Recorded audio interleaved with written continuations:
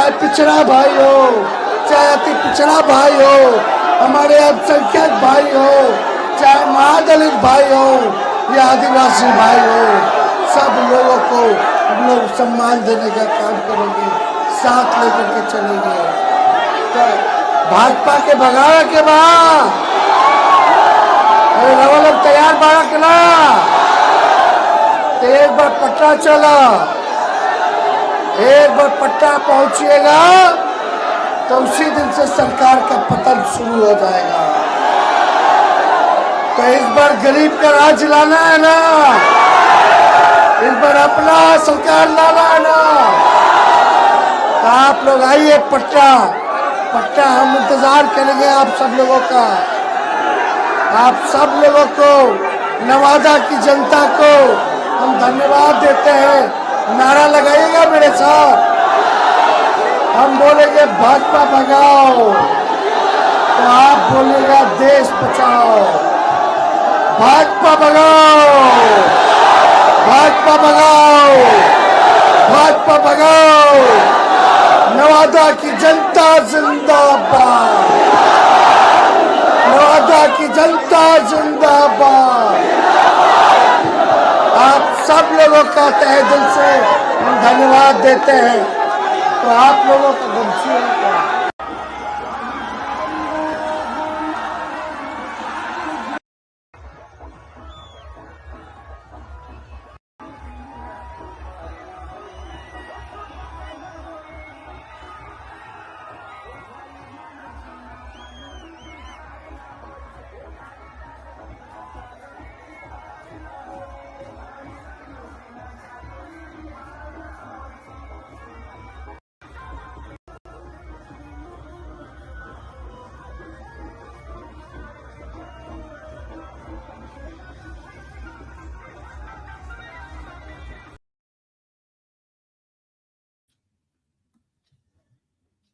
नमस्कार।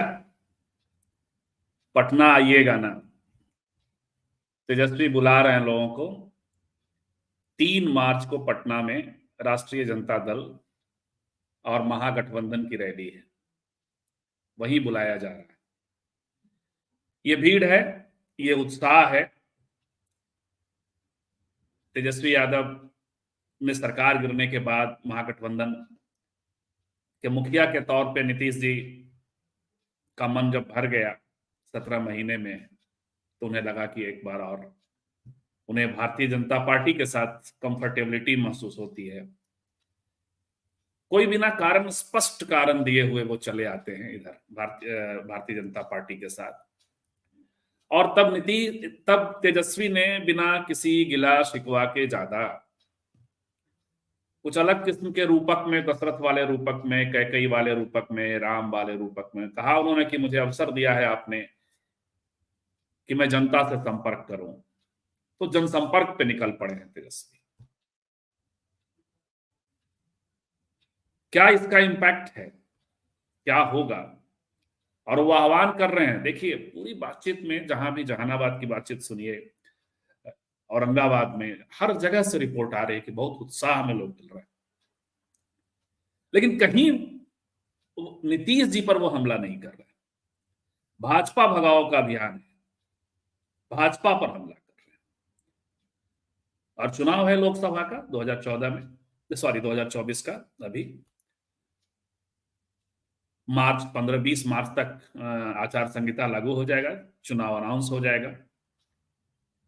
तो तेजस्वी आह्वान कर रहे हैं, पूरी भीड़ उनका स्वागत कर रही है, भीड़ उनके स्वर में स्वर मिला रही है।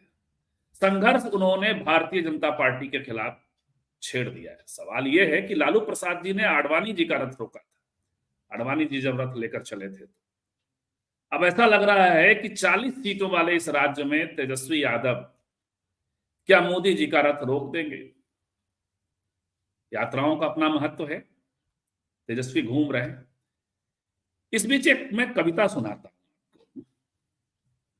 धर्मवीर भारती का अंधायुग नाटक है, वो नीतीश जी के लिए थोड़ी सी कविता। अश्वत्थामा कैरेक्टर है अंधायुग में। और वो कह रहा है मेरा था पाप, किया मैंने वध, किंतु हाथ मेरे नहीं थे वे। वो वध कर देता है 5 पांडव पुत्रों को। तो उसको, चूंकि साहित्य साहित्य होता है, साहित्य बड़ा मैसेज देता है, उसे भविष्य की हत्या की तरह लिया गया। उपन्यास महाकाव्यकार ने लिया, महाकाव्य के भीतर की कथा ने लिया, और हम सब लेते हैं। तो यह जो इस बार हुआ वो भविष्य की हत्या की तरह था जो नीतीश जी ने किया। तो ऐसा भी कह सकते हैं कि भविष्य को उत्प्रेरित भी किया युवाओं के हाथ में।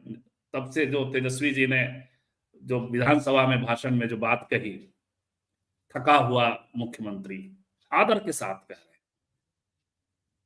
तो ये हो सकता है कि एक ऐसी भी स्थिति होती है कि जब आप भविष्य की हत्या करते हैं, आप जब अंकुरण को ही खत्म करने की कोशिश करते हैं तो अंकुरण अलग तरीके से फूट पड़ता है।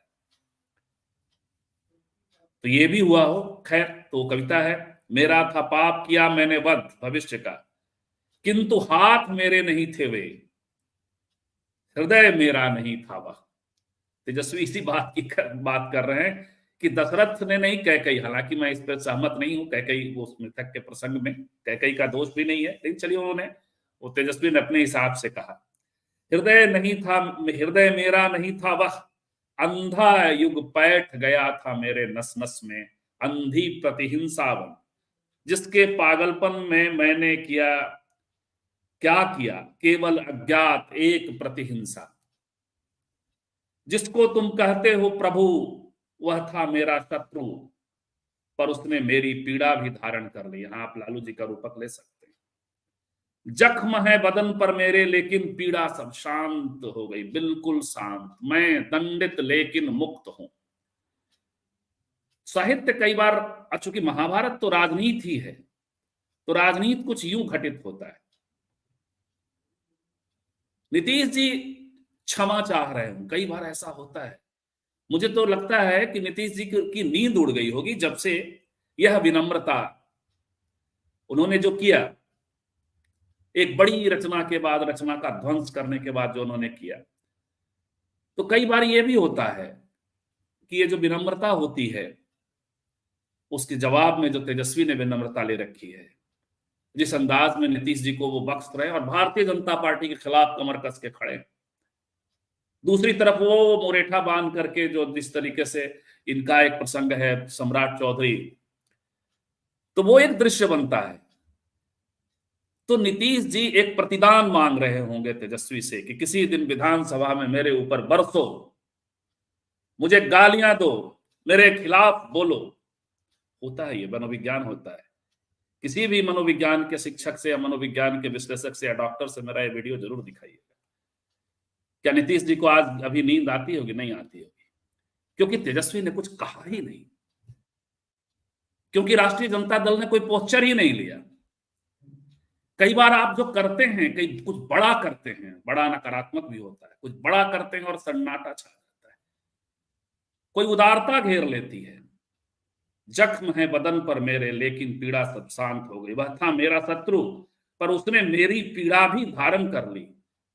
ये है अंधाई जो धर्मवीर भारती का। तो ये प्रसंग है, उसमें निकल पड़े हैं तेजस्वी, और 2024 का सामने चुनाव है।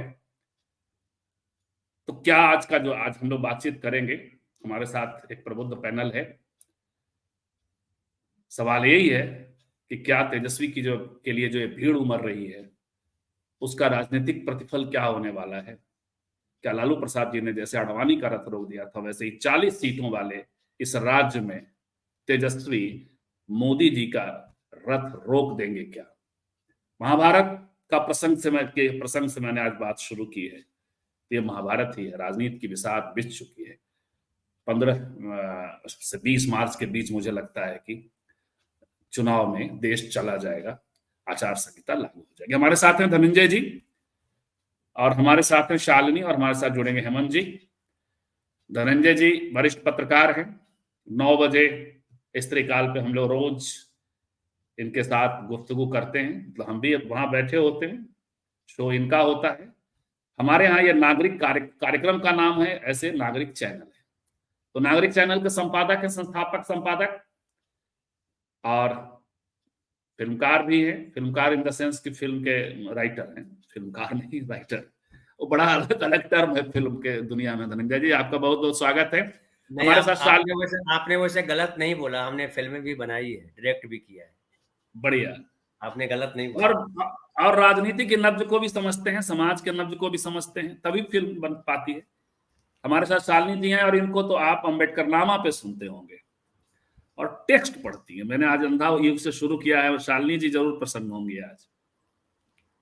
ये जो तुम, लेकिन उनकी तरफ बाद में चलेंगे। शालिनी जी वहां टेक्स्ट पढ़ती हैं, कई सारे बाबा साहब के वॉल्यूम्स पढ़े हैं, कई सारी रचनाएं, साहित्य पढ़ती हैं वो, और स्त्री काल पे भी बहुत सारे मुद्दों पर बातचीत करने आती हैं। एक सीधा पोजीशन भी रखती हैं और समझती हैं समाज और देश की राजनीति और समाजिकी को। तो धनंजय जी, ये है भ्रूण हत्या की कोशिश हुई, लेकिन ये भ्रूण तो एकदम से, ये तो बीज एकदम से ऐसे पेड़ की तरह उभर रहा है। 3 मार्च के लिए जो आह्वान है तेजस्वी जी का, क्या लगता है आपको, क्या होने जा रहा है? क्या ये 40 सीटों पर तेजस्वी एकदम से रथ को ही रोक कर खड़े हो जाएंगे? देखिए, क्या इतिहास अब आपने मिथक से ही शुरू किया है। हालांकि वो जो धर्मवीर भारती जी का जो प्ले है अंधा युग, वो तो नाटक है, और नाटक जबरदस्त शैली में लिखा हुआ है, और मिथक, उसको मिथक ही माने, लेकिन उसको नई परिभाषा दी गई, नए संदर्भ में देखा गया, और उसके माध्यम से बताया गया कि यह अंधा युग है। आज भी वही युग है। मैं एक और मिथक ला के देता हूं। ध्रुव का नाम सुना होगा, बालक ध्रुव। तो बालक ध्रुव के पिता जो है राजा थे, और उनकी पहली पत्नी से ध्रुव था, दूसरी पत्नी एक और थी।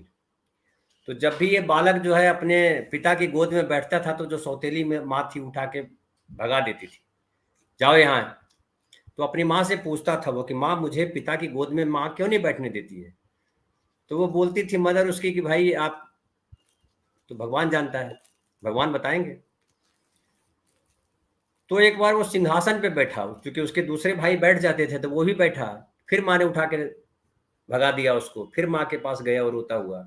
माँ ने कहा कि भगवान ही जानते हैं ये जो तुम सवाल कर रहे हो, क्यों नहीं बैठने देता है आपको। तो भगवान को ढूंढने के लिए वो निकल पड़ा बालक ध्रुव, और तपस्या की फाइनली।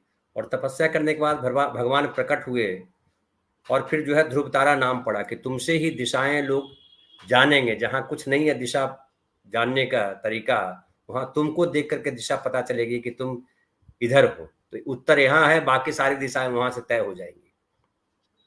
तो जब ये बात जब हुई, तो अपने गांव, मतलब उसके पिता ने वापस उसको बुलाया और अपने घर आया। वो माँ से मिलने के लिए जब आ रहा था ध्रुव, तो उसकी माँ जब, जो सौतेली माँ थी, उसके पैरों में जो है गिर गई कि हमने बड़ा पाप किया। तो ध्रुव ने कहा कि पाप नहीं किया, आप अगर नहीं होते तो हम जो है भगवान तक पहुंचते नहीं। तो यहाँ भी वही कथा। हालांकि कहा जाता है कि कैकेयी के साथ भी वही हुआ था। राम जब लौटे थे तो कैकेयी के पांव छुए, तो कैकेयी ने कहा कि मैं ऐसी माँ नहीं हूं, लेकिन कहा कि आप ही थी, तब मेरा ये यश बना। तो देखिए, ये क्या होता है कि एक सामान्य व्यक्ति होता है जो महत्वाकांक्षाओं से भरा होता है। वो कैकेयी हो, या ध्रुव की वो सौतेली माँ हो, या नीतीश कुमार हो। नीतीश कुमार भी क्या है, अभी उनको इतना अच्छा अवसर था उनके सामने, जब महत्वाकांक्षाओं से निकल करके मिथक बन जाते हो, उन्होंने अवसर गवा दिया। और तेजस्वी जो है, तेजस्वी को मौका मिल गया। मौका ऐसे मिल गया कि तेजस्वी जब कुछ लांछन नहीं लगाया, बल्कि उल्टा ये कह दिया कि दशरथ ने राम को वनवास दे दिया कैकेयी के कहने पे। तो अपना, पहले तो चाचा बोलते थे, अब तो पिता स्वरूप मान लिया। तो वो बिंब जो है कैकेयी, राम और दशरथ का बड़ा जबरदस्त बिंब है। और मैं मानता हूं कि नीतीश जी थोड़े परेशान होंगे इस बात से। हो सकता नहीं भी परेशान हो, क्योंकि दोस्त का बेटा फाइनली बेटा ही होता है। दोस्त से झगड़ा होता है, हम आप लड़ जाएंगे, लेकिन हमारे आपके बच्चे के प्रति मेरा भाव है, मेरे बच्चे के प्रति आपका भाव जो है वो पुत्रवत ही रहेगा। ऐसा होता है, ऐसा है हमारा समाज है, जिसमें भी थोड़ी संवेदना है। मुझे लगता है नीतीश कुमार में संवेदना है, इसलिए वो चिढ़ते हैं। अब चिढ़ने लगे हैं, नहीं तो चिढ़ते नहीं हो। तो मुझे लगता है नीतीश जी ने ये मौका गवा करके, और तेजस्वी को एक बढ़िया मौका मिल गया कि वो अब जो है सरकार को गाली दे सकते हैं, सरकार को कोस सकते हैं, सरकार को हटाने की बात कर सकते हैं। और आपने ठीक कहा कि वो जो है बीजेपी को हटाने की बात कर रहे हैं। नीतीश से झगड़ा है भी नहीं नहीं था। तेजस्वी को, क्योंकि और दोनों की इसलिए तो विचारधारा एक है। जब दोनों 17 महीने काम किए तो हम तो कहते रहे कि ऋषि धौम्य जो है, ये जो है नीतीश कुमार ऋषि धौम्य है, और जो है ये तेजस्वी है वो आरुणि है। आप लेकिन आरुणि की कथा लेकिन याद कीजिए। लेकिन उन्होंने अपने लिए जो रचना रच ली धनंजय जी, उस पर तो हम लोग आएंगे। लेकिन एक सीधा सवाल है, वही सवाल कि क्या ये जो भीड़ देख रहे हैं वो, और जो जोश देख रहे हैं, आपने देखा वो वीडियो देखा, तो ऐसे सामान्य भीड़ नहीं है वो, एक रिस्पॉन्ड करता हुआ भीड़ है, उत्साह है भीड़ में। और वो गरीबों, बात बात आप देखिए उसको, हम मुझे लग रहा था वो कह रहे थे गरीबों की सरकार बनाएंगे ना, तो वो ऐसा लग रहा है कि जैसे वो बात कम्युनिस्ट टर्मिनोलॉजी में बात कर रहे हैं कि गवर्नमेंट ऑफ प्रोलेटेरिएट, सर्वहारा की सरकार। तो ये बात हो रही थी और उसको रिस्पॉन्स मिल रहा है। तो क्या लगता है आपको, मेरा सीधा सवाल है कि क्या ये इसका रिजल्ट, ये जो 40 सीट है वो अटक जाएगी? क्योंकि 40 सीट पे अटक गए तो फिर अटक गए। उधर देखिए आप, अखिलेश यादव भी निकले हैं और राहुल के साथ अब ज्वाइन कर लिया, तो उस यात्रा को एक बल मिला आज। हालांकि आज से वो राजस्थान चले गए, लेकिन फिर भी एक बल मिला, सीट शेयरिंग हो गई। तो बिहार में क्या होगा? क्या आपको लगता है कि तेजस्वी जो है फ्रंट फुट पे आकर के? जी देखिए, भीड़ जो है, मैं इसको एकदम केवल वो वाली भीड़ नहीं मानता हूं जो लाई जाती है और जो शांत रहती है। ये वो भीड़ है जो रिएक्ट कर रही है, जो उत्साह से भरी भीड़ है, और उसको लग रहा है कि कोई नायक मिल गया। जैसे सिनेमा के हीरो जब कहीं मिलते हैं किसी मॉल में या किसी और जगह पे, तो दर्शक कैसे चिल्लाते हैं, वैसे ही तेजस्वी को देख करके लोग चिल्ला रहे हैं। और कई बार इतना जोर चिल्लाते हैं कि तेजस्वी जो बोल रहे हैं शायद नहीं पहुंच पाता हो उनको, लेकिन वो सुनना तो चाहते हैं, जानते हैं सुन लेंगे चीजों को, लेकिन वो उनके साथ जो है जोश मिलाना चाहते हैं। और इस बार मुझे लग रहा है कि बहुत मुश्किल है। बिहार में भी मुश्किल है, उत्तर प्रदेश में भी मुश्किल है, और महाराष्ट्र में भी मुश्किल है, बाकी प्रदेशों में भी मुश्किल है। क्योंकि अब मोदी जी ने एक बात कही थी, आपको याद होगा, कि हमारा देश वो देश है जहां सबसे ज्यादा युवा हैं। लेकिन 10 साल में मोदी जी ने युवाओं के लिए क्या किया? किस युवा को राजनीति में अवसर दिया? किस युवा को पढ़ाई में अवसर दिया, रोजगार में अवसर दिया? किस युवा को व्यापार में अवसर दिया? कोई युवा दिखाई पड़ता है आपको जिसको उन्होंने अवसर दिया हो? जब आपने कहा कि सबसे ज्यादा युवा हमारे देश में है, तो थोथा बोला ना आपने। आपको उस युवा को समाज के सामने लाना चाहिए था, दुनिया के सामने लाना चाहिए था कि ये देखिए हमारे देश के युवा, ये युवा उद्योगपति, ये युवा जो है फला, ये युवा फला। वो आपने नहीं किया। आप उन्हीं चीजों को जो ढाक के 3 पात आपने किया। अब आप अपनी उपलब्धि क्या बताते हो? अपनी उपलब्धि बताती हो 370 खत्म कर दिया और राम मंदिर बना दिया। बताइए, नए युग के लोगों के लिए 370 खत्म करने में क्या है? जिसके लिए आप, ठीक है, आपके पूर्वज जो है गीत गा रहे थे 370 हटाएंगे, 370, 370 तो कब का हट गया था, वो खाली संविधान में लिखा हुआ था। राम मंदिर बनाएंगे, यहाँ तो दुनिया भर में मंदिर, कहाँ मंदिर नहीं बना हुआ। राम मंदिर बना के क्या कर लिया? इतने सारे मंदिरों के बीच एक और मंदिर बना दिया आपने। लेकिन युवाओं को क्या मंदिर चाहिए था? अगर युवाओं को मंदिर चाहिए था, तो मैंने तो नहीं देखा कि 50 लाख युवा जो है मंदिर के लिए चंदा दे रहे हैं। युवाओं ने रोजगार के लिए, कांस्टेबल की नौकरी के लिए वैकेंसी निकली, और युवाओं ने 50 लाख युवाओं ने 400 रुपए हिसाब से दिया। मंदिर में कितने युवाओं ने दान दिया? निकालना चाहिए रिकॉर्ड। तो मंदिर में दान देने वाले तो अडानी जाते हैं, ढोलकिया आते हैं, फलाना आते हैं, चिलाना आते हैं। युवा कहाँ है? देश के 50 लाख युवा, इनके भक्त तो भरे पड़े हैं देश में। 50% उत्तर प्रदेश में लोगों ने वोट किया था, तो 50% आबादी को तो 2-2 रुपया देना चाहिए था। दिया क्या? लेकिन 50% आबादी में से 50 लाख लड़कों ने 400 रुपया प्रति फॉर्म भरा। बड़ी रकम है भाई साहब। इसका मतलब है लोगों को रोजगार चाहिए, और तेजस्वी उस रोजगार को एड्रेस कर रहे हैं। रोजगार दिया और भी उसमें और कह भी रहे और हैं कि उसमें रोजगार देंगे। और उसमें एक वजह और है कि देखिए, आज एक मजाक मजाक का एक वीडियो देख रहा था कि देखिए, रोजगार में मिलते वक्त जरूर नीतीश जी ही मुखिया थे, मुख्यमंत्री थे, लेकिन वादा तेजस्वी का था। और जब तक सरकार में थे उस वादे पे बहुत क्लेम नहीं कर रहे थे ये लोग, लेकिन जैसे ही नीतीश जी बाहर गए हैं तो अब क्लेम कर रहे हैं, तो इस क्लेम को यकीन लोग कर रहे हैं।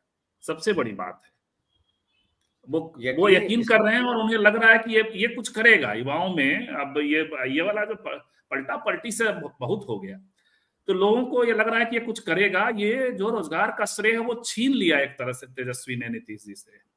इसीलिए मैं कह रहा हूं कि वो चाहते होंगे कि एक बार मेरे खिलाफ बोले तेजस्वी। वो कामना में गिड़गिड़ा रहे होंगे कि एक बार बोलने से सर ऐसा होता है, आप आपको कोई गाली देने आए, आप आउटराइटली क्षमा कर दीजिए, तो वो उस गाली ही उसको खा जाएगा। ये हालत है, तो होगा मुझे लगता है नीतीश। तो ये स्ट्रे पूरा जा रहा है तेजस्वी की ओर, ये भी हो रहा है। युवा इसलिए भी और लोग इसलिए भी रिस्पॉन्ड कर रहे हैं कि जो कहा वो किया नौजवान ने। बिल्कुल जी बिल्कुल। मैं थोड़ा सा इसमें बोलूंगा कि अब नीतीश को बहुत डिफेम भी नहीं किया जाना चाहिए। नीतीश जी ने जो काम किया है उससे भी आप इनकार नहीं कर सकते। और मैं तो ये भी कहूं कि अगर नीतीश कुमार जो दशरथ कहा तेजस्वी ने, तो तेजस्वी ने भी वही रखा है कि हमने सीखा। पहले पहले दौर में जब वही वही 2015 में बिल्कुल। जब chief minister, deputy chief minister बने थे तेजस्वी, और नवेंदु भाई हमारे कार्यक्रम में बता रहे थे कि जब 2015 में चुनाव जीते, तेजस्वी की पार्टी यानी लालू प्रसाद यादव जी की पार्टी को ज़्यादा सीटें आई थी बनिस्पत नीतीश कुमार के। फिर भी नीतीश कुमार को दही का टीका लगाया था लालू प्रसाद यादव जी ने, और ये सौंपा था कि भाई तुम ही हो। और मुझे वो मंच याद है जहाँ पे तेजस्वी यादव और वगैरह वगैरह सब ओथ ले रहे थे। ये लालू प्रसाद यादव कितना खुश थे, हर किसी को गले लगा रहे थे दौड़ दौड़ करके। मैंने वो देखा है वीडियो, आपको भी याद होगा, आपने भी देखा होगा, कितना खुश थे। और कोई भी पिता खुश होगा जो संघर्ष करके आया है, उसका बेटा अगर उसकी जगह जाता हुआ दिख रहा है तो खुशी क्यों नहीं होगी। कई लोग कहते हैं कि लालू जी को जल्दी है कि अपना बेटा मुख्यमंत्री बन जाए। क्यों जल्दी ना हो भाई, मुझे भी लगता है कि मेरा बेटा जल्दी से पढ़ाई कंप्लीट कर ले और अच्छी जगह नौकरी कर ले। मुझे नहीं लगता है क्या, जिसको नहीं किसी को अगर लगता है कि मेरा बेटा कुछ ना करे, ऐसा बाप तो मैंने देखा नहीं। और ऐसा अगर बाप है तो बाप उसको नहीं होना चाहिए। वो कुबाप का तो मैं कोई शब्द पढ़ा नहीं है, लेकिन कुबाप है, घटिया बाप है, उसको मैं बाप बोलूंगा नहीं। बाप तो वही है, पिता तो वही है जो अपनी संतान के लिए बेहतर ही सोचे। तो लालू प्रसाद यादव सोचते तो क्या बुरा सोच रहा है। अब देखिए बिल्कुल उस समय का दो मिनट समय लूंगा। उस समय के जो तेजस्वी थे और उस समय का जो आरजेडी था, उसमें तेजस्वी एक तो कम उम्र थे, बहुत अनुभव उनके पास अनुभव था ही नहीं, और सीधा मुख्यमंत्री बन गए। उस समय तेजस्वी के तेज से तो पार्टी को मिला नहीं था वो वोट, लालू प्रसाद यादव जी का तेज था। लेकिन डिप्टी चीफ मिनिस्टर बने, तेज प्रताप भी मिनिस्टर बने, और उस समय मीसा भारती और जो बहनें हैं और जो माता जी हैं और जो मामा जी हैं, फलाना जी, सब जी थे। और फिर तेजस्वी नीतीश कुमार चले गए उस तरफ। वापस जब आए 2022 में जब आए, तो आप देखिए कैसा तेजस्वी मिले। 2022 में जब तेजस्वी के साथ सरकार बनी तो एक सुलझा हुआ व्यक्ति आया, एक ऐसा व्यक्ति जो नीतीश कुमार के पीछे हाथ बांध के खड़ा है, एकदम एकदम सुयोग्य संतान की तरह खड़ा है।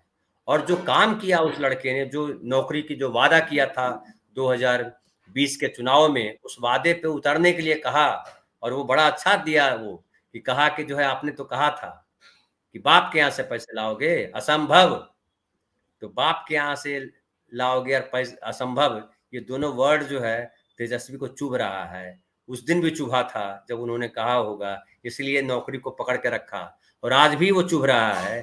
क्योंकि किसी के पिता को अगर ऐसा बोलेंगे, कोई बोले, चाचा भी बोलेगा तो बुरा लगेगा। तो बुरा तो लगा बिल्कुल। है को भी, लेकिन मुझे लगता है कि तेजस्वी समझदार हो गए हैं और बिहार को संभालने की जिम्मेदारी वो अब ज्यादा बेहतर तरीके से ले पाएंगे। शालिनी जी, यही हुआ। ये जो कहा नीतीश जी ने कि क्या बाप के घर से लाओगे, और ये सार्वजनिक मंचों पे उन्होंने बोला था, तो इसका असर ये हो रहा है मुझे लगता है कि आप इतनी जल्दी जल्दी शिफ्ट करेंगे। और पब्लिक 15-20 साल आपने शासन किया है, जनता उसको देखती है, समझती है। इसीलिए ये वाक्य भी मुझे लगता है कि तेजस्वी की मदद कर रहा है। तेजस्वी के वादे, तेजस्वी का 17 साल महीने में उसको रिस्पॉन्ड ये करना, वादों का पालन हुआ इस सरकार में। और उसके बाद ये कि बाप के घर से लाओगे क्या, यानी पहले दे नहीं रहे थे, जब साथ आए तो उन्होंने दिया। तो ये जो प्रसंग है ये उनको ज्यादा बेनिफिट दे। तो क्या लगता है आपको, ये जो भीड़ देखी आपने, उधर आप राहुल गांधी का भी की यात्रा देख रहे हैं, वहां आज अखिलेश जी ने ज्वाइन किया है, तो क्या बिहार यूपी में रुकेगा रथ?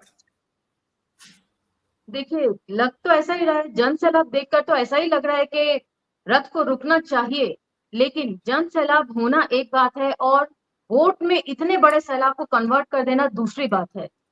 अभी तो हुजूम देखकर ऐसा बिल्कुल लग रहा है कि कुछ ना कुछ पॉजिटिव रिजल्ट यहाँ से आना चाहिए और रथ एक बार लगता है फिर रुकेगा।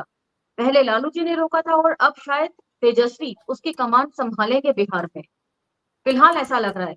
लेकिन राजनीति में कुछ भी चीज बहुत जल्दी कह देना सही नहीं होता, इसलिए अभी थोड़ा वेट एंड वॉच सिचुएशन भी है। जाहिर सी बात है, तेजस्वी जी मेच्योर तो हुए हैं समय के हिसाब से, और जो भी कोशिश नीतीश कुमार जी ने करी जुमला फेंक कर, तो तेजस्वी जी ने उसको बड़े ग्रेसफुली एक्सेप्ट किया, कोई रिएक्शन उन्होंने नहीं दिया। और मुझे लगता है यही चीज जो है जनता ने काउंट करी है कि जो मेच्योरिटी वो तेजस्वी में देखना चाहती थी वो उन्हें दिखाई दे रही है। और काफी छिछलापन मैं तो कहूंगी नीतीश कुमार जी ने दिखा दिया ऐसा बोलकर। डिफेम नहीं कर रही हूँ, लेकिन हाँ, उन्होंने एक गिमिक के तौर पर, जिसको कहते हैं ना पॉलिटिकल गिमिक, खेला कि देखते हैं कि पीछे से क्या बोलते हैं तेजस्वी यादव। लेकिन तेजस्वी यादव ने कुछ ना कहकर ही सब कुछ कह दिया। कई बार खामोशी भी जुबान बन जाती है और वही यहाँ पर काम हुआ है। और जिस तरीके से उन्होंने राहुल जी को हरी झंडी दिखाई है, मैंने देखा था ससाराम से जब उनकी यात्रा के दौरान जो तस्वीरें आई थी, राहुल जी बगल में गाड़ी बैठे थे चला और रहे, स्टेयरिंग जो बिल्कुल। है उन्होंने संभाल रखा था। तो कहीं ना कहीं उन्होंने ये भी इंडिकेशन दे दिया है कि इंडिया गठबंधन में जैसा भी डिसाइड होगा वो उसमें इंटरफेयर नहीं करेंगे।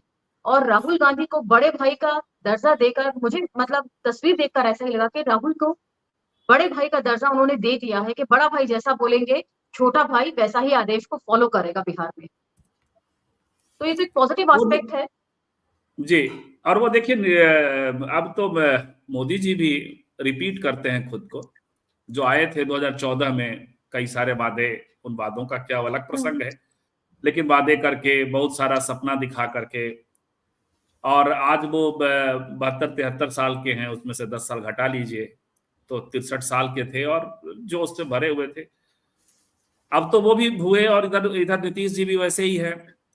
तो युवा चेहरा अखिलेश हैं, युवा चेहरा राहुल जी हैं, युवा चेहरा, तो क्या लगता है आपको कि देश जो है, और युवाओं का एक चंक 10 साल में आ जाता है, 10 साल बाद चुनाव बिल्कुल, हो रहा है, आप सही क्योंकि कह रहे अभी हैं इस कि भीड़ को अभी इस भीड़ को लोकसभा चुनाव में रिजल्ट लाना है। तो क्या लगता है युवाओं पर ट्रस्ट करने के लिए देश और समाज और नागरिक तैयार है? बिल्कुल तैयार है। भारत आप देखेंगे तो युवाओं का देश है, और जहां पर युवा शक्ति इतनी ज्यादा तादाद में हो वो देश बहुत मजबूत होता है। लेकिन अगर युवाओं को डायरेक्शन देने वाला कोई ना हो तो वही शक्ति जो है मिसगाइडेड मिसाइल की तरह भी होती है। और मोदी जी ने पिछले 10 साल के कार्यकाल में यही काम किया है, झूठे वादे करने वाले व्यक्ति को ना वो कॉन्फिडेंस नहीं आता जो तेजस्वी यादव की रैली में हमें दिखाई दिया। जो वादे उन्होंने किए, किसी भी प्रतिशत में उन वादों को उन्होंने पूरा किया, लेकिन पूरा किया, कोशिश तो करी, कम से कम एक कदम तो उन्होंने आगे बढ़ाया। सभी वादे पूरे क्यों ऐसा भी नहीं कह सकते, लेकिन पहल होनी जरूरी है। और मोदी जी के भाषणों में 10 साल पहले जो कॉन्फिडेंस आप देखते थे, अब वो कॉन्फिडेंस दिखाई नहीं देता। जबकि तेजस्वी यादव के जो भाषण है, उनकी जो भाषा है, उनका जो बॉडी लैंग्वेज है, 10 साल पहले जो थी आज उससे बहुत ज्यादा इंप्रूव कर गई है। तो कहीं ना कहीं कॉन्फिडेंस तो बढ़ता है यदि आप वादा करके वादा खिलाफी ना करें तो। जैसे कि मैंने देखा था इस बार का लाल किला के प्राचीर से भी जो 26 जनवरी और 15 अगस्त को मोदी जी ने भाषण जितना भी दिया, उसमें कई जगह उनकी जबान लड़खड़ाई थी भाषण देते वक्त। जबकि ये मोदी जी का स्टाइल नहीं है, लेकिन लगातार झूठ बोलने वाले व्यक्ति कहां से वो कॉन्फिडेंस लेकर आए, कहां से जनता को और कॉन्फिडेंस में ले। तो ये एक और अच्छी आपके बात पास है, जगह जगह पे यूथ निकल आपके कर आ पास रहा है। बिल्कुल, और आपके पास जब कहने के लिए बहुत कुछ नया नहीं हो, आप रिपीट करते हो, आप जो है एक अलग किस्म से पीछे आपने मोदी की गारंटी, आगे क्या 5 किलो अनाज के बल पे वो चुनाव लड़ रहे हैं। लेकिन धनंजय जी, ऐसी भीड़ जो है होती थी तेजस्वी की सभा में 2020 में विधानसभा, और बहुत जोश से भरे थे तेजस्वी उस वक्त भी।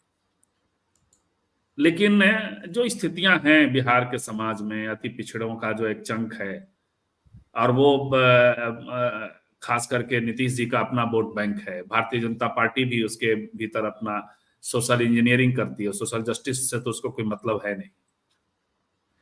तो अंततः वो जा करके 80 पर जाकर टिक गए, राष्ट्रीय जनता दल की जहां तक बात है, और वो 4-5 सीटें पीछे छूट गए वो।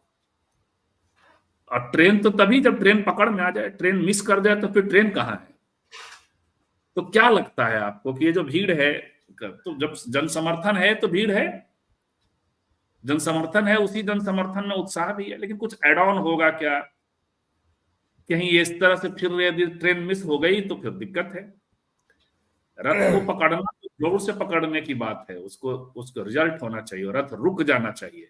आप रथ पकड़ लिए और रथ चलता जा रहा है तो ये तो कोई अर्थ नहीं होगा। धनंजय जी, देखिए, वो जो रथ लालू जी ने रोका था ना, वो रथ रोकना फिर भी आसान था, क्योंकि वो अडवाणी बैठे थे रथ पे, और देश यहाँ इतनी दूर तक, नीचता की हद तक गया नहीं था, देश इतना नीचे गिरा नहीं था। उस समय कुछ मर्यादाएं थी, जो रथ पे बैठे थे वो भी मर्यादा लेके चलते थे। मुझे बड़ा अच्छा लगा जब पता चला कि उन्होंने अपने बेटे को सांसद का टिकट नहीं लेने दिया, बोला नहीं, मेरे बेटे को टिकट नहीं दिया जाएगा। किनकी बात कर रहे हैं? अडवाणी जी की बात कर रहा हूँ। अडवाणी जी के बेटा, बेटे को टिकट देने की बात हुई थी, लेकिन अडवाणी जी ने मना कर दिया था। बेटी को, हाँ। नहीं, बेटे को, शायद बेटी को नहीं, बेटे को। बे- उनका बेटा भी है।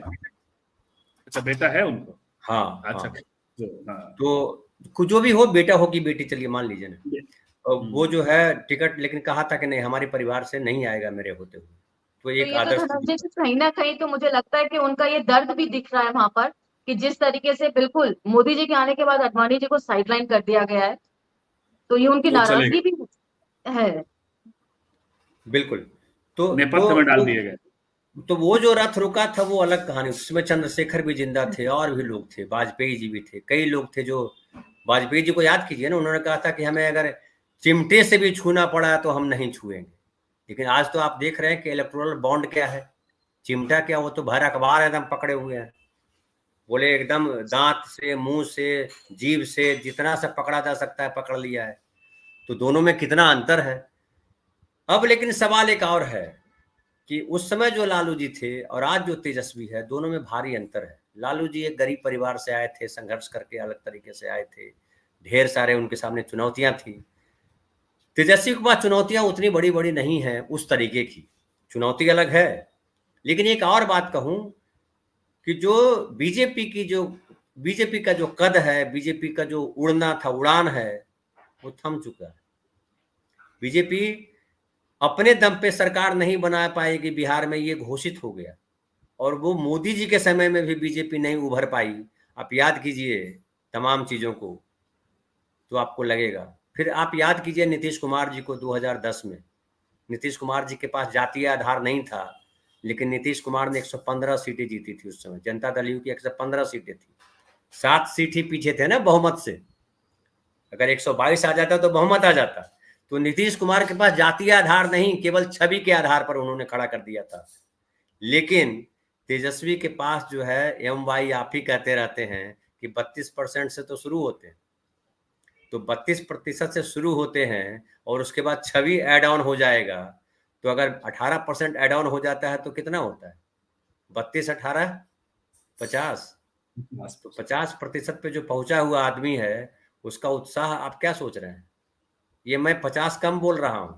बिहार में स्थिति ये है कि कोई है नहीं तेजस्वी के सामने चुनौती में। कहे ना, एक बड़ा हमारे गांव में मैं गया था तो मुखिया में नारा लगा रहा था कि आप पगड़ी वाले कहाँ खड़े हमारे हो, सम्राट जी से कहाँ मुझे खड़े। बहुत प्यार है। सम्राट जी और चिराग जी में कोई अंतर नहीं है, दोनों जी, उससे ज्यादा ताकतवर चिराग जी में मानता हूँ। सम्राट जी को रहने दीजिए। लेकिन देखिए मुझे हो गया। मुझे सम्राट जी से बहुत प्यार है, इसलिए कि संजीव मुझे भाई सम्राट जी, एक संजीव मैं भाई सम्राट जी को, संजीव भाई धनंजय मैं जी, एक बात बता दूं। सुनिए ना, सम्राट जी का जब जब मैं देखता हूँ ना सम्राट जी को, तो मुझे वो पगड़ी बड़ी प्यारी लगती है, तो इसलिए मैं कह रहा हूँ कि सम्राट जी से बहुत प्यार है। नहीं, तो पगड़ी आपको तो नहीं प्यारी लगता कि होती है, सम्राट जी हुआ है? नहीं पगड़ी तो प्यारी होती चाहिए पगड़ी, लेकिन पगड़ी पहन करके अगर आप जवाबदेही, पगड़ी क्या है? पगड़ी जवाबदेही है। पगड़ी जो है उदंडता नहीं है। पगड़ी पहन के गलियाए चल रहे हो तो गड़बड़ होगा। झूठ नहीं मूठ नहीं, की लेकिन पगड़ी बांधो। पगड़ी जो है जवाबदेही है कि आपने मस्तक पे धारण किया। मस्तक पे धारण करने का मतलब क्या होता है? चाहे आपने राज मुकुट धारण कर लिया हो, या पगड़ी धारण कर ली हो, या परिवार का बोझ उठा लिया हो। पगड़ी जो है वो मजाक थोड़े है कि बस ऐसे गमछा की तरह रख लिए कंधे पे, जब मन किया पोंछ लिए पैर, जब मन किया पोंछ लिया हाथ, जब मन किया जमीन पे बिछा के बैठ गए। पगड़ी वो नहीं ये है तो अच्छी व्याख्या करी है धनंजय जी आपने, जी। अच्छी व्याख्या करी है पगड़ी की। कभी इस नजरिए से देखा नहीं पगड़ी को। जनरली पिता, बेटों की संजीव भाई पिता की मुझे तरफ से जानते ज्यादा जी। सजी हुई देखी है। जी संजीव भाई मुझे जानते हैं, इसलिए हम व्याख्या इनके सामने कर भी देते हैं। खैर धन्यवाद, आपने पकड़ लिया मुझे। तो मैं कह रहा था कि जो तेजस्वी अच्छे यादव है डायलॉग राइटर भी हैं धनंजय जी तो, खैर धनंजय जी हैं। नहीं, मैं तो सुनती भोजपुरी ही में हूँ भी जब भी भोजपुरी मौका में भी लगता है सर डायलॉग को। लिख भोजपुरी में भी डायलॉग लिखते हैं और हिंदी में भी लिखते हैं। जी अरे वाह, धनंजय जी। जी तो मैं कह रहा था कि तेजस्वी जो है वो इस बार जो तेजस्वी है वो युवा जिस तरह से पढ़ा लिखा, देखिए लालू प्रसाद यादव जी एक उस समाज को रिप्रेजेंट कर रहे थे जो गवई समाज है, जो बहुत पढ़ा लिखा समाज नहीं है। हालांकि लालू प्रसाद यादव ज्यादा पढ़े हैं तेजस्वी से, लेकिन तेजस्वी जो पोर्ट्रे कर रहे हैं, तेजस्वी में जो दिखाई पड़ता है वो दिखता है कि एक पढ़ा लिखा बिल्कुल। एक युवा, आदेश संवाद नहीं है वो। संवाद हाँ, तो शालीनता दिखाई पड़ती है, वो जो है एक प्रगतिशीलता दिखाई पड़ती है। उनके जो जो मुहावरे हैं, वो मुहावरों में वो लालू जी वाला मुहावरा गवई मुहावरा नहीं है कि वो वो कहावत कई बार उन्होंने कही थी, अलग अलग एक कहावत मुझे याद आ रही है कि गई थी बेटा मांगने के लिए, भतार गवा के आई। सदन में बोला था उन्होंने, समझ गए? तो वो भदेश, वो जो गांव की कहावतें हैं, वो अलग तरह से, हाँ, कम्युनिकेशन का एग्जैक्टली उनका अपना वो, स्टाइल था। लेकिन इनका मुहावरा, लेकिन तेजस्वी का मुहावरा देखिए कि वो कह रहा है कि दशरथ ने फिर राम को देश निकाला दे दिया कई कई के कहने पे। तो ये जो बिंदु है, मैं देखिए मैं इसको इस तरह कैरेक्टर रीडिंग, आपने सही एक बार कहा था, मैं ये इसी तरह से कैरेक्टर को रीड करता हूँ, और मैं मानता हूँ कि जो आप बोल रहे हो ना वही आपके व्यक्तित्व को बताता है। अभिव्यक्ति की जब हम बात करते हैं तो वही बताता। तो जो तेजस्वी चुन रहे हैं ना, वो हमको भी अच्छा लग रहा है, आपको भी अच्छा लग रहा है, शालिनी जी को भी अच्छा लगेगा। और वो उदंड तरीके का भाव नहीं है तेजस्वी में। तेजस्वी में जो तेजस्विता होनी चाहिए एक व्यक्ति के, एक नेता के भीतर, एक इंसान के भीतर जो दूसरे की कद्र करे। मुझे सबसे अच्छा पक्ष लगा संजीव भाई कि संविधान में जो लिखा हुआ है ना, व्यक्ति की मर्यादा, व्यक्ति का गौरव, गरिमा, व्यक्ति की गरिमा, तो व्यक्ति की गरिमा तेजस्वी समझते हैं, इसलिए नीतीश कुमार की गरिमा को बरकरार रखा सदन में। जबकि नीतीश कुमार ने बार बार मांझी की गरिमा की बात हो या किसी और की गरिमा की बात हो, गरिमा को उसका तोड़ा। दमन किया। नीतीश कुमार पढ़े लिखे व्यक्ति माने गए, इंजीनियर हैं, लेकिन नीतीश जी को पटकनी दे दी। और एक और बात बताऊं, जब बहुत ताकतवर को पटकते हैं ना, तभी आपकी योग्यता। हीरो वही है जो बहुत ताकतवर को पटकते। नीतीश कुमार इतने ताकतवर कि मोदी नहीं पटक पाए। सुनिए, नीतीश इतने बड़े ताकतवर कि मोदी और अमित शाह नहीं पटक पाए, लालू प्रसाद यादव नहीं पटक पाए। लालू प्रसाद यादव को 22 सीट पे ला दिया था नीतीश कुमार ने, और लगा कि नीतीश कुमार का विकल्प नहीं है, लेकिन तेजस्वी ने पटक। आज हम चर्चा क्यों कर रहे हैं? नीतीश कुमार को ऐसी पटकनी तो आप दी। कह सकते हैं कि इंसान किसी से नहीं हारता, अपने बच्चों से हारता है, तो ये नहीं भी एक फैक्टर है। नहीं, लेकिन शालिनी जी, ये बच्चों से हारने वाली बात भी नहीं है। तेजस्वी की मुझे अब तेजस्वी को मैं जानता नहीं हूँ, व्यक्तिगत कभी मिला नहीं हूँ, इसलिए मैं नहीं बता सकता। लेकिन मैं ये बता रहा हूँ आपको कि जो सिनेमा में, मैं अब सिनेमा की बात फिर कर दिया तो बताता हूँ। सिनेमा में कहा जाता है कि जो कैरेक्टर होता है ना, तो सामने वाला जो आर्टिस्ट है, अगर उसकी आवाज बहुत दबंग है, बड़ी अच्छी है, ऊपर बोल सकता है, तो दूसरा जो कैरेक्टर होगा तभी उभरेगा जब स्लो पिच पे बोलेगा, या तो उससे ऊपर जाए, उससे। अब तो जहां नीतीश थे वहां जा नहीं सकता ना बोल करके।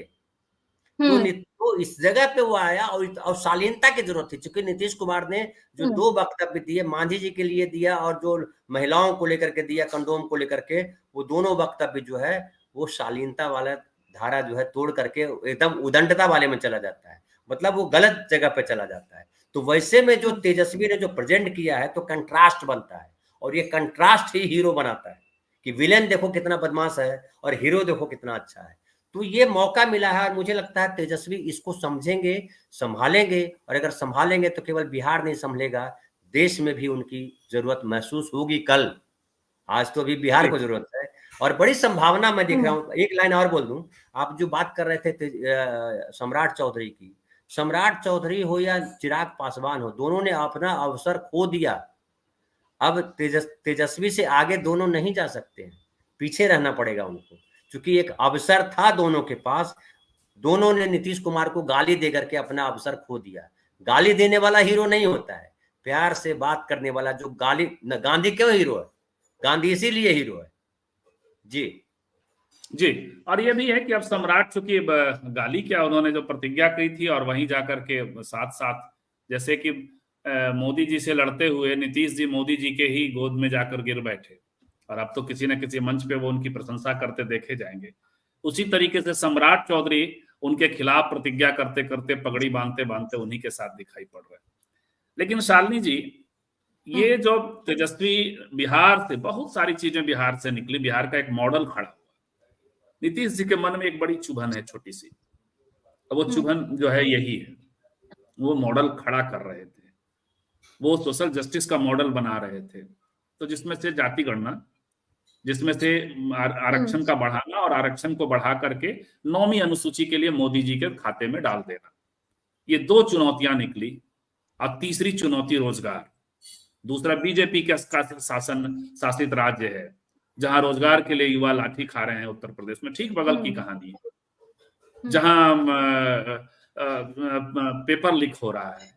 तो ये जो तेजस्वी का उभार है, वो सिर्फ नीतीश से वो टकरा भी नहीं रहे, वो भाजपा भगाओ का ये की बात कर रहे हैं। तो ये मोदी जी को क्या बेचैन कर रहा होगा? मोदी जी इसको रिस्पॉन्ड करते हुए दिखाई पड़ते हैं। जी बिल्कुल करता होगा मोदी जी, बेशक उसको एक्सेप्ट ना करें, लेकिन बेचैनी तो जरूर रही होगी, क्योंकि जिस तरीके से भाजपा भी बिहार में एक्टिव हो गया है तेजस्वी यादव की रैली के बाद, तो इससे ये तो पता चल रहा है कि भाजपा को भी कहीं ना कहीं खटका है कि यहाँ से मामला खत्म भी हो सकता है। जिस तरीके से तेजस्वी के कदम बढ़ रहे हैं और राहुल के साथ जो उनका अटैचमेंट दिखाई दे रहा है, पब्लिकली वो इस चीज को दिखा रहे हैं। ऐसा नहीं है कि बंद कमरे में अटैचमेंट है और बार बार मीटिंग के थ्रू है, पब्लिक अपीयरेंस के थ्रू वो चीज को दिखा रहे हैं।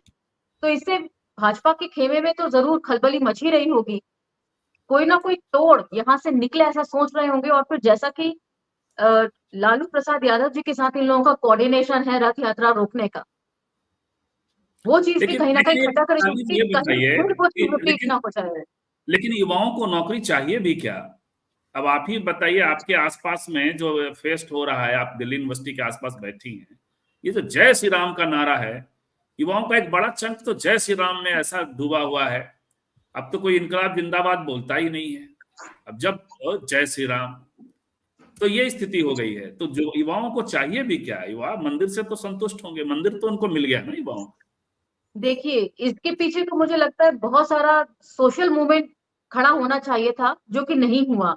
इसके लिए अपोजिशन वाले भी उतने ही जिम्मेदार हैं। खाली भाजपा को गाली देना या उसकी कमियां निकालना ये मकसद नहीं होना चाहिए। जो अपोजिशन वाले हैं उन्होंने भी कभी ना ग्राउंड वर्क किया नहीं। क्यों यहाँ से मतलब बच्चे जो हैं उन्हें पढ़ाई लिखाई से कोई मतलब नहीं है, सारे सेमेस्टर सिस्टम कर दिया गया है, पढ़ाई के नाम पे सारा सिलेबस कट डाउन कर दिया गया है, बहुत सारे सेक्शन ऐसे हैं हिस्ट्री के जो निकाल दिए गए हैं सिलेबस से। लेकिन युवाओं में कोई खलबली नहीं है, उनको लगता है कि चलो सिलेबस कम हो गया, बहुत अच्छी बात है। युवा भी तो पढ़ना नहीं चाहते हैं, नौकरी सबको चाहिए, लेकिन उसके लिए मूवमेंट खड़ा कैसे होगा इस बारे में कोई नहीं सोच रहा है। दिल्ली यूनिवर्सिटी में एक मूवमेंट चल रहा है डॉक्टर रितु के नाम से, जी बिल्कुल, जो कि डॉक्टर रितु लंबे समय से वहां लड़ रही जिसके साथ बहुत लोगों को जुड़ जाना चाहिए था। यूथ में अभी भी मैं देख रही हूँ कि एक कश्मकश में फंसा हुआ है कि उसे आना चाहिए कि नहीं आना चाहिए। कहीं ऐसा तो नहीं है कि यहाँ पर हमारा नाम दिखाई दे जाए तो प्रिंसिपल जो है हमें तलब कर ले।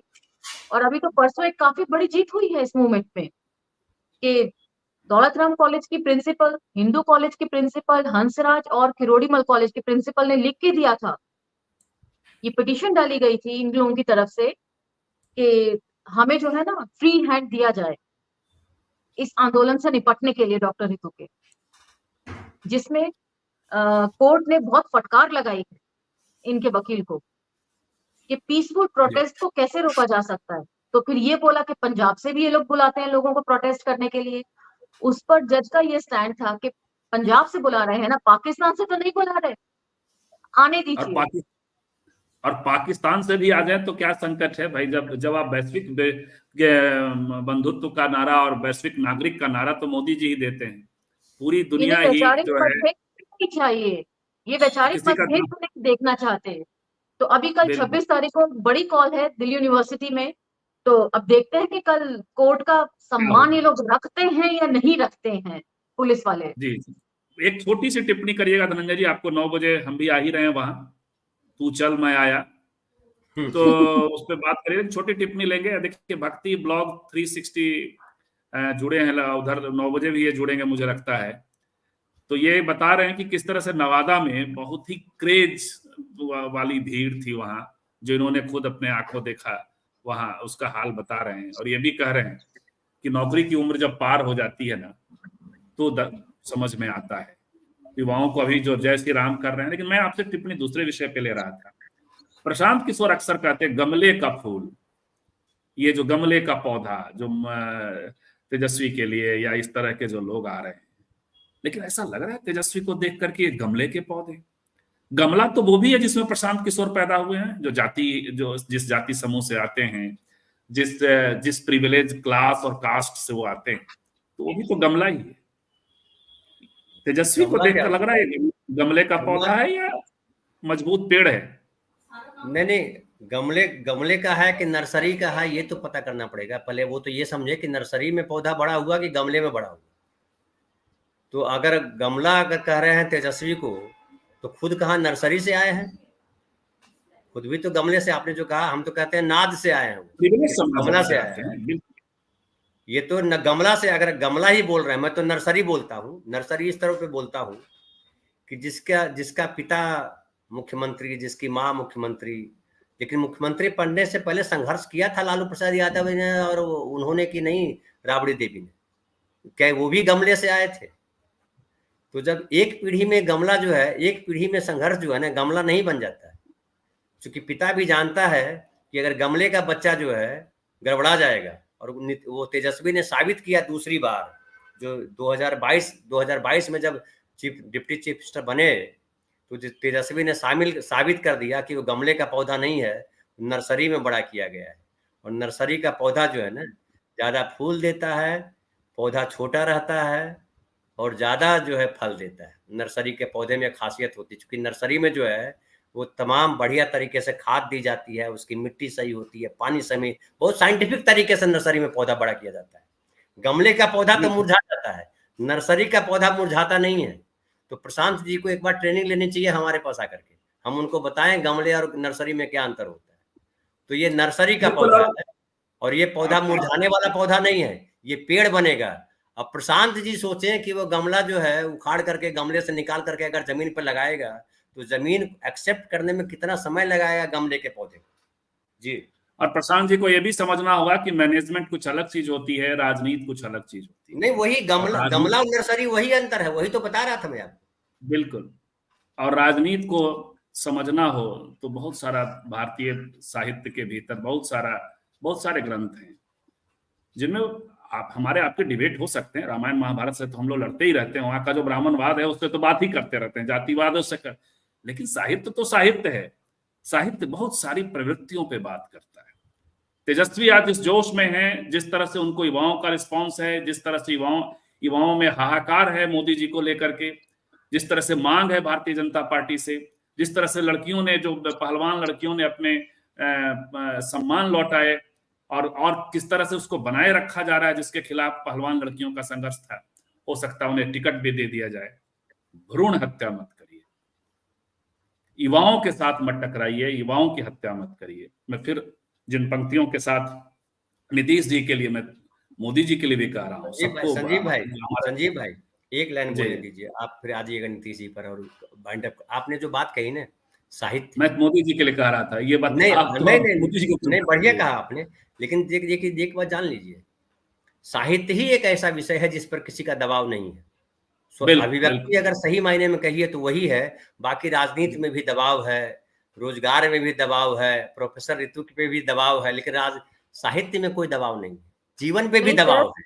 ज्ञानपीठ मिला भद्राचार्य जी को, तो साहित्य पे भी नहीं, साहित्य पे दबाव नहीं, साहित्य वो मैं ज्ञानपीठ को मैं साहित्य की उपलब्धि मानता नहीं। ऐसे लोग आपको ज्ञानपीठ मिल जाए तो बड़े साहित्यकार है, नहीं मिला तो साहित्यकार नहीं है, मैं इसको नहीं मानता हूँ। कबीरदास को कोई ज्ञानपीठ किसी ने नहीं दिया, लेकिन कबीरदास को पढ़ पढ़ के बहुत ज्ञानपीठ ले लेंगे लोग। अभी प्रेमचंद को कोई ज्ञानपीठ नहीं मिला, लेकिन प्रेमचंद जो है पढ़ पढ़ के ज्ञानपीठ ले लेंगे लोग, तो वो ज्यादा इम्पोर्टेंट है।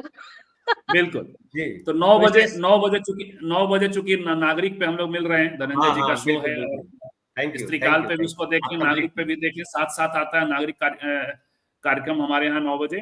तो मैं ये कह रहा था कि यदि आप युवाओं के साथ, युवाओं के भविष्य के साथ ये कर रहे हैं, तो मोदी जी ये जो अंधा युग है, ये अंधा युग आप पैदा कर रहे हैं, उसकी पीड़ा आपको लील ले जाएगी। मैं फिर सुना दे रहा हूँ, कोई मोदी जी को जाकर सुना दे। हमारे दर्शक जो अभी देख रहे हैं उनके लिए भी है। राजनीति कई बार जब आप बड़े अपराध करते हैं, ऐसे अपराध जिसमें आप खुद गिर जाते हैं, तो ये प्रसंग है, मेरा था पाप किया मैंने वध मतलब पांडवों के 5 बेटों का। तो 5 बेटे चूंकि गर्भ छोटे बच्चे थे, उनकी हत्या, युवाओं की हत्या, भ्रूण की हत्या, भविष्य की हत्या। तो राजनेताओं को इस अपराध से बचना चाहिए। तेजस्वी जैसे लोग यदि आज भविष्य बचाने निकले हैं, तो मोदी जी जैसे लोगों को बचना चाहिए। ये कविता जरूर पढ़ना चाहिए। किंतु हाथ मेरे नहीं थे वे, हृदय मेरा नहीं था वह, अंधा युग पैठ गया था मेरे नस नस में, अंधी प्रतिहिंसा बन। प्रतिहिंसा मत पालिए। आरएसएस वालों के लिए भी मैं कह रहा हूं, आरएसएस के जो मित्र कभी देख जाएं, इधर आ जाएं, तो गालियां मत दीजिएगा, सीखिएगा। इसके पागलपन में मैंने क्या किया, केवल अज्ञात एक प्रतिहिंसा। 100 सालों का इतिहास नहीं होता, 1925 से 2025 तक नहीं होता। मैं आपके ही महाभारत की पंक्तियों से, महाभारत से रची गई पंक्तियां सुना रहा हूं। 1000 सालों का इतिहास होता है। उस 1000 साल के आईने में खुद को देखिएगा। अंधी प्रतिहिंसा बन, जिसके पागलपन में मैंने क्या किया, केवल एक अज्ञात एक प्रतिहिंसा। जिसको तुम कहते हो प्रभु, वह था मेरा शत्रु, पर उसने मेरी पीड़ा भी धारण कर ली। जख्म है, इसको लोकतंत्र के फॉर्म में देख सकते हैं, जख्म है बदन पर मेरे, लेकिन पीड़ा सब शांत हो गई। बिल्कुल मैं दंडित, लेकिन मैं मुक्त। तो ये मुक्ति भी कई बार नहीं मिलती है। आप अमरत्व पा लेते हैं अश्वत्थामा की तरह, और मृत्यु मांगते हैं। तो ये नौबत राजनेताओं को इससे बचना चाहिए, मोदी जी को भी। चलिए, तेजस्वी निकल पड़े हैं, और तेजस्वी जिस जोश के साथ निकल पड़े हैं, जिस तरह का रिस्पॉन्स है, मुझे लगता है कि वो रिजल्ट लेकर के भी आ सकता है, बशर्ते जो आकांक्षाएं तेजस्वी से, राष्ट्रीय जनता दल से पिछले कई सालों से है, और आप पहले भी सत्ता में रहे, अभी भी सत्ता में रहे, विपक्ष भी अपने एक खास किस्म की सत्ता होती है। तो जो अति पिछड़ों की मांग है, दलितों के अलग अलग सेक्शन से जो मांग है, उन तमाम आकांक्षाओं को एड्रेस करना जरूरी होगा। नहीं तो आप पहुंचते पहुंचते कुर्सी तक रुक भी जाते हैं। बहुत बहुत धन्यवाद, आप हमारे साथ जुड़े। धनंजय जी, शालिनी जी और हेमंत जी हमारे साथ नहीं जुड़ पाए, वो शादी में थे। आप सबको बहुत बहुत धन्यवाद। जो साथी देख रहे थे उन सबको भी धन्यवाद, और आगे जो देखेंगे। फिर मिलते हैं कल 8 बजे, और 9 बजे तो मिल ही रहे हैं, 8 बजे कल फिर मिलते हैं। तब तक के लिए शेयर करिए,